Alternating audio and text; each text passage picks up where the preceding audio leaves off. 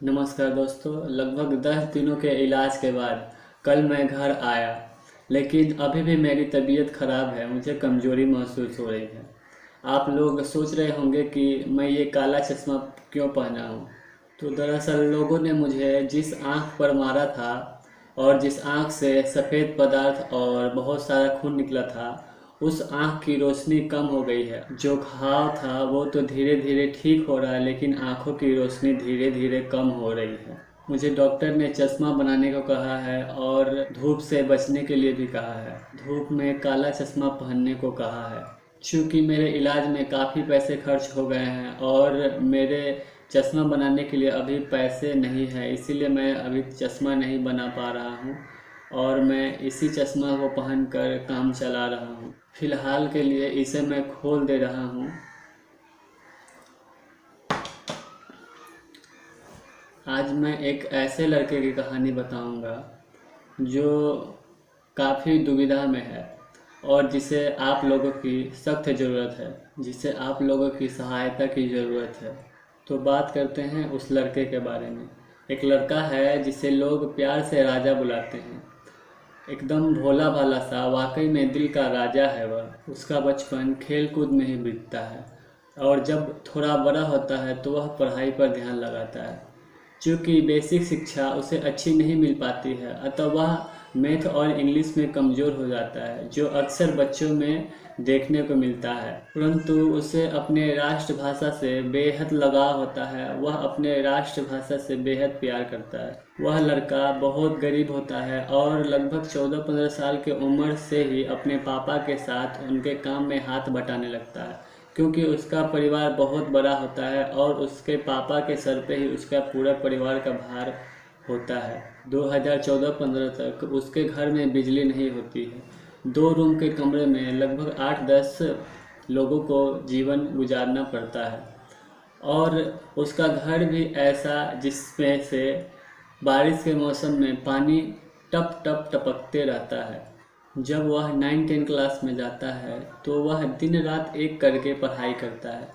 रात के समय में दिए की लौ में पढ़ाई करता है और पढ़ाई करते करते न जाने कब सो जाता है, उसे खुद भी पता नहीं रहता। 10th की बोर्ड एग्ज़ाम आने वाली रहती है और उसे मैथ में फेल होने का डर सताते रहता है।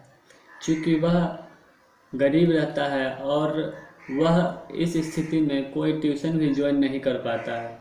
फिर एक बार उसके स्कूल के टीचर का नज़र उस लड़के पर पड़ता है और वह देखते हैं कि यह लड़का मैथ में काफ़ी कमज़ोर है, अर्थात इस स्थिति में वह फेल न हो जाए, इसीलिए वह उस लड़के को अपने घर पर फ्री में पढ़ाने के लिए बुलाते हैं। और वह लड़का अपने टीचर के पास उनके घर पढ़ने के लिए जाता है ताकि उसका मैथ मजबूत हो सके और वह मैथ में फेल ना हो सके। चूँकि वह उतना इंटेलिजेंट भी नहीं होता है और उसे मैथ समझने में भी काफ़ी दिक्कतें होती है। उस वक्त उसका ना ही कोई दोस्त होता है और ना ही कोई संगति होती है और उसका परिवेश भी काफ़ी ख़राब होता है। उसका परिवेश भी उसका साथ नहीं देता है। वह लड़का काफ़ी शांत स्वभाव का होता है। वह स्कूल जाता है और स्कूल से घर वापस आता है। उसे किसी से कुछ लेना देना नहीं होता है। जैसे तैसे करके 10th क्लास पास करता है और बोर्ड एग्ज़ाम में 62% मार्क्स हासिल करता है। परंतु एक ऐसा समय आता है जब उससे पढ़ाई छोड़ने का नौबत आता है। चूँकि उसके पिता बीमार पड़ने लगते हैं और उसके ऊपर उसका घर का पूरा बोझ आने लगता है, उसे दबाव मिलने लगता है।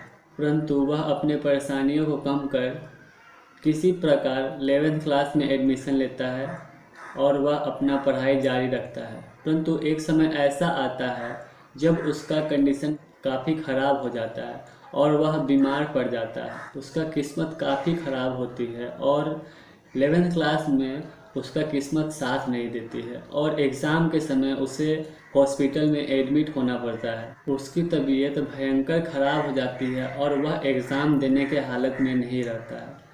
लेकिन उसके अच्छे स्वभाव और स्कूल में उसके शिक्षकों के साथ अच्छे स्वभाव के कारण उसके शिक्षक उसका एग्ज़ाम लेने की तैयारी उसके हॉस्पिटल में ही करते हैं और स्कूल विभाग उसका एग्ज़ाम लेने के लिए टीचर को उसके हॉस्पिटल में ही भेजते हैं। जैसे तैसे एग्ज़ाम देता है और इस वक्त उसका किस्मत साथ देती है और वह 12th क्लास में एडमिशन लेता है। इस वक्त उसके घर में लाइट लग चुकी होती है और मैथ का भी झमेला हट जाता है, अर्थात वह बहुत खुश होता है और वह 12th क्लास में आर्ट्स लेता है। साइंस लेना चाहता है परंतु इंग्लिश और मैथ में कमज़ोर होने के कारण साइंस नहीं लेता है। और इसका दूसरा प्रमुख कारण होता है कि उसका हिंदी मीडियम से पढ़ते आना। 12th में उसकी फेवरेट सब्जेक्ट भूगोल होती है और वह यहाँ पूरा मन लगाकर पढ़ाई करता है। वह भूगोल को सबसे अच्छा सब्जेक्ट मानता है और भूगोल में उसकी काफ़ी अच्छी पकड़ होती है। चूँकि इस वक्त उसके घर में लाइट्स भी आ चुकी थी और वह इतना सक्षम भी था कि वह ट्यूशन ज्वाइन कर पाता, और वह ट्यूशन ज्वाइन करता है और वहाँ मन लगा कर पढ़ता है। चूँकि उसके पापा का मेहनत का पैसा इस ट्यूशन में लगता था, अर्थात वह इस पैसे को ज़ाया नहीं जाने देता है। वह इसका भरपूर लाभ उठाता है।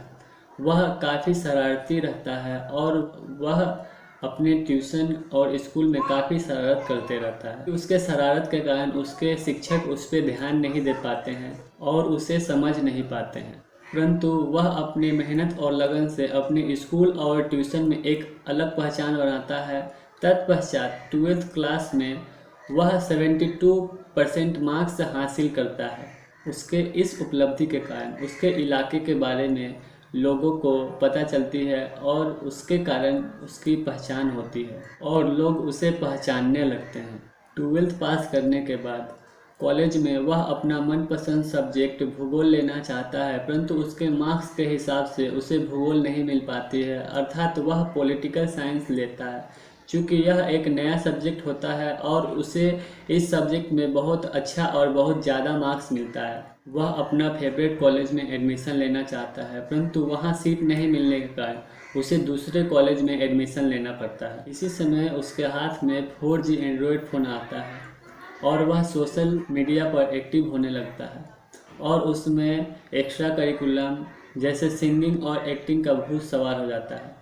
वह वीडियोस बनाता है परंतु उसमें भी फेल हो जाता है, क्योंकि वह इसमें निखार लाने के लिए कोई ट्यूशन ज्वाइन नहीं कर पाता है। चूँकि वह काफ़ी गरीब होता है और वह उतना सक्षम भी नहीं होता है कि कोई ट्यूशन ज्वाइन कर पाए। कुछ समय बाद उसके जीवन में एक नया मोड़ आता है और वह दिन रात मेहनत करके अपना घर बनाने का शुरुआत करता है। बाकी और नगद पैसों से कुछ घर बनाने का सामान खरीदता है और घर बनाने के लिए शुरुआत करता है। पैसे के अभाव होने के कारण जिस घर को 1 साल में बनकर तैयार होना था, वह घर लगभग 3 साल में बनकर तैयार होता है, क्योंकि पैसे खत्म हो जाने के कारण काम रोकना पड़ता था और इस स्थिति में मिस्त्री भी भाग जाते थे।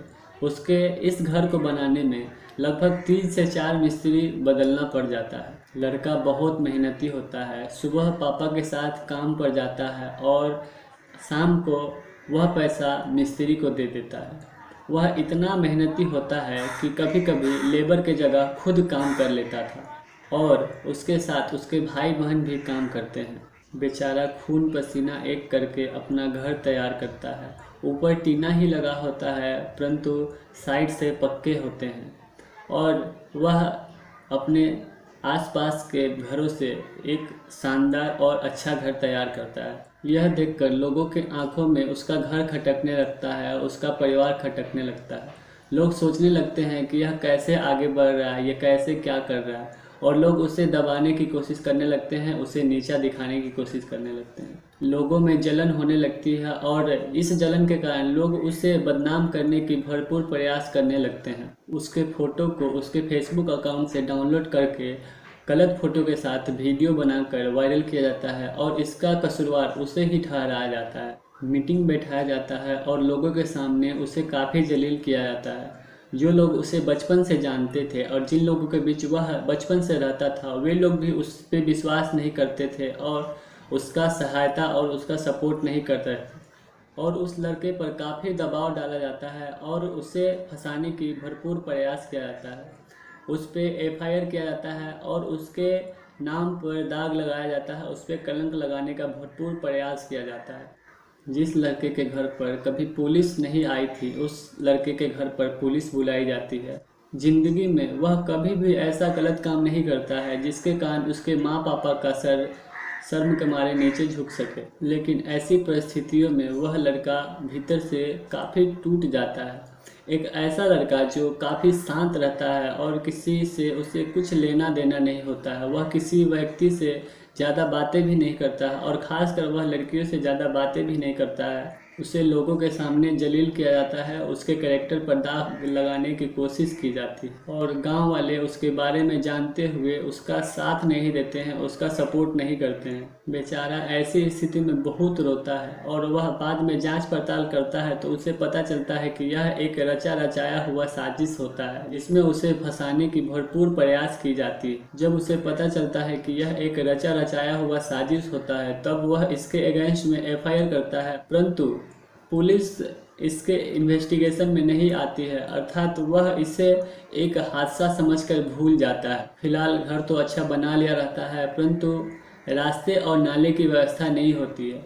नाले की पानी रास्ते पे ही जमी होती है और बरसात के समय उसे काफ़ी परेशानियों का सामना करना पड़ता है। रास्तों की लाइट खराब हो चुकी रहती है और रात के समय उसके इलाके में काफ़ी अंधकार छाया हुआ रहता है। रास्तों की मरम्मत करवाने और लाइटों को ठीक करवाने के लिए वह कई बार काउंसलर के पास और कई बार बीडीओ ऑफिस भी जाता है, बीडीओ ऑफिस का चक्कर भी लगाता है। रास्ते और लाइटों की समस्या को लेकर वह इसके संबंध में एक दो वीडियोस भी बनाता है और अपने गांव की समस्या को लोगों तक पहुंचाता है, दुनिया तक पहुंचाता है।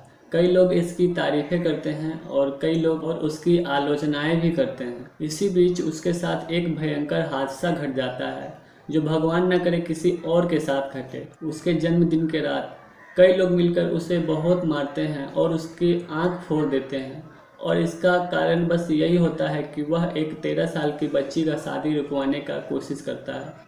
बेचारा मरते मरते बचता है और प्रशासन से न्याय की गुहार लगाता है और लोग उसका साथ भी नहीं देते हैं, उसका सपोर्ट भी नहीं करते हैं, बिल्कुल पहले की तरह। और ये लोग वही होते हैं जो पहले भी इस लड़के का साथ नहीं देते हैं और आज भी इसका साथ नहीं दे रहे होते हैं। बेचारा एकदम अकेला पड़ जाता है और अंदर से टूटने वाला ही रहता है कि उसके सपोर्ट में उसके दोस्त और उसके गांव के बाहर के लोग उसका सपोर्ट करने लगते हैं और उसकी तारीफ़ें करते हैं और उसे शाबाशी देते हैं और उसका सहायता करते हैं, उसे सांत्वना देते हैं और वह अपना हिम्मत नहीं हारता है।